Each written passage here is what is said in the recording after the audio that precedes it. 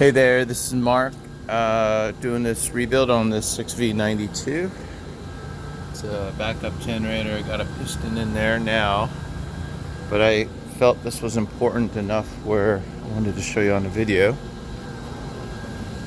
So, first off, this is actual book.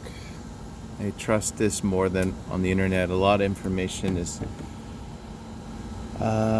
sketchy if I can't replicate it, and this motor is old enough and sort of rare enough that if I see only one torque specs, I'm not happy. So I actually got a book, and this is their instructions for getting the piston in. And I'm not going to do this, there's a good reason, but I just wanted to refer to this page and I'll come back to it.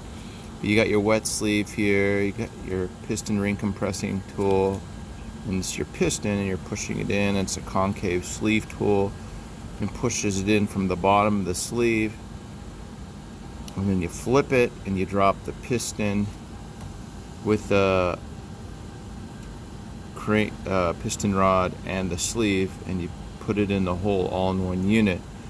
There's a problem doing it that way. This is piston number 5. It's new, but got them all clocked. And if you see, these are the oil rings on the bottom. Do you see how they overlap like that? Believe it or not, almost every single one has overlapped on me. And sometimes this one's actually nice. It'll sort of behave itself.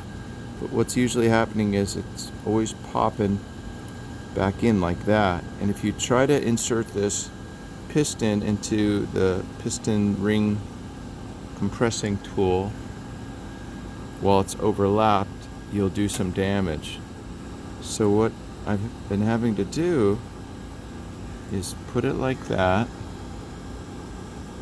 even it out with this guy, just a little dental pick.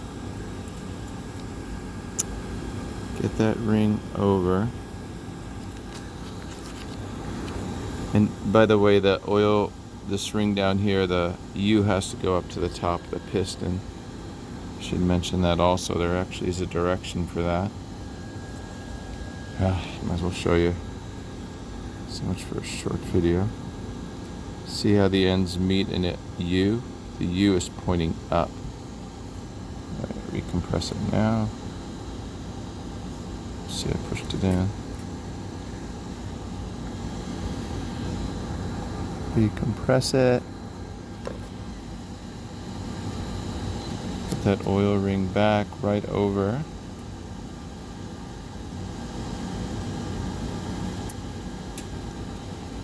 Okay, and then if it's staying in place, come on, focus. Well, it's hard to tell on the phone, but I'm able to see that it's in place. But essentially what's going to happen is I'm going to put the second ring in there, keep this side pushed in, and the clocking has to be such that the gaps are 90 degrees off. This gap, and then the next one is 90, and then the bottom one is 180 from here, and the fourth one down is 90 from here. So it's 90, 90, 90, 90. But basically the split's going to be here, matching this line, and on the other side. And then I'm going to take the piston ring compressing tool and put these guys in first while I know they're not overlapped. And I'll show that on the next video. That's it for now.